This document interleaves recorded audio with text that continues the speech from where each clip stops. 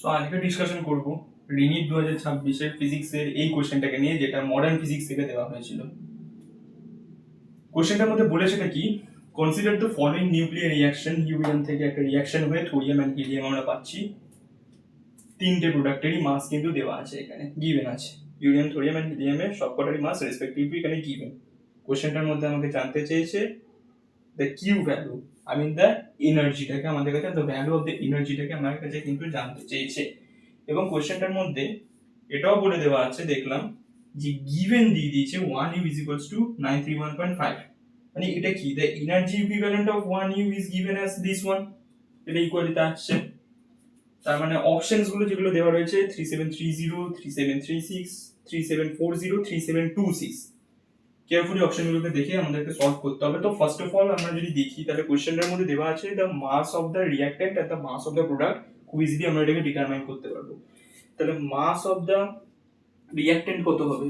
Mass of the reactant যেটা হবে, যে ইউরেনিয়াম এরটাই হবে, তাই না? কততে বলে দিয়েছে 238.050, এটা হচ্ছে মাস অফ দ্য রিঅ্যাক্ট্যান্ট। এবার যদি আমি বের করি মাস অফ দ্য প্রোডাক্ট, তাহলে এইটার এটার অ্যাড করে দিলে আমরা মাস অফ দ্য প্রোডাক্ট পেয়ে যাবো।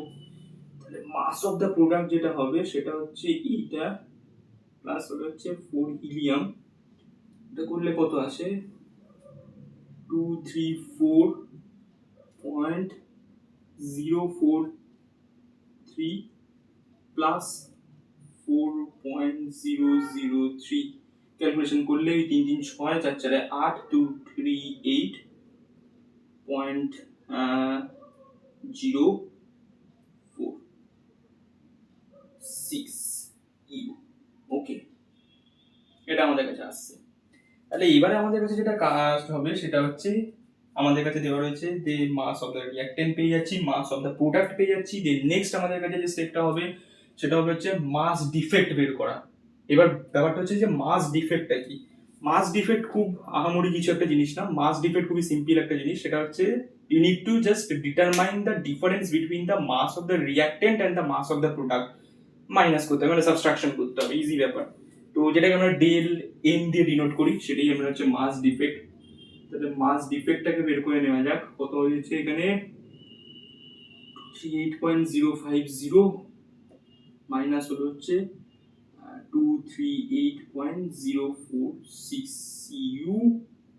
ক্যালকুলেশন করলে যেটা আসে সেটা হচ্ছে এখান থেকে 6, এখান থেকে 4, তার মানে 0.004 ইউ, তাই তো?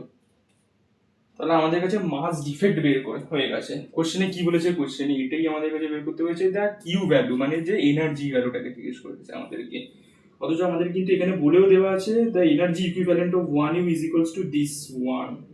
তাহলে এটা কিছুই না, ফর্মুলাটা যদি আমি ইউজ করি তাহলে দ্য ভ্যালু অফ কিউ এর ফর্মুলাটা কি, মানে এনার্জি ক্যালকুলেশনের ফর্মুলাটা কি হয়ে থাকতে পারবে, সেটা হচ্ছে ডেল এম ইনটু হলো হচ্ছে দিস 1, কারণ এটা আমাদের কাছে ইকুয়ালি বলেই দিয়েছে। তাহলে মাল্টিপ্লাই যদি আমি করি তাহলে আমাদের কাছে কত দাঁড়ায়, Q is equals to del m into 931.5।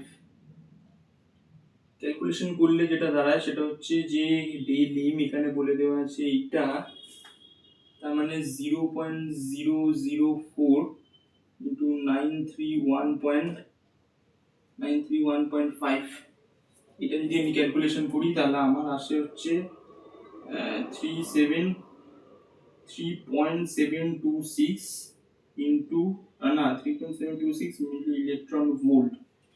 এবার একটা কাজ করতে হবে, সেটা হচ্ছে যে কিউ, এটা তো মিলি ইলেকট্রন ভোল্ট ইউনিটে বেরিয়েছে, তার মানে আমাকে এটাকে কিলো ইলেকট্রন ভোল্টে নিয়ে যেতে হবে। কিলো ইলেকট্রন ভোল্টে যদি নিয়ে যেতে হয়, কনভার্ট করব, তার মানে কত দিয়ে গুণ করতে পারি, 10³ দিয়ে গুণ করব, মানে 1000 দিয়ে গুণ করব। 1000 দিয়ে গুণ করে দিই এটাকে, 3.726 ইন্টু হচ্ছে 1000, তাহলে এটা করলে আমাদের কাছে ক্যালকুলেশনে কত আসে দেখো, আমাদের কাছে ক্যালকুলেশনে আসে হচ্ছে 3726 kilo electron volt. So this one is our answer, তার মানে হচ্ছে অপশন ডি।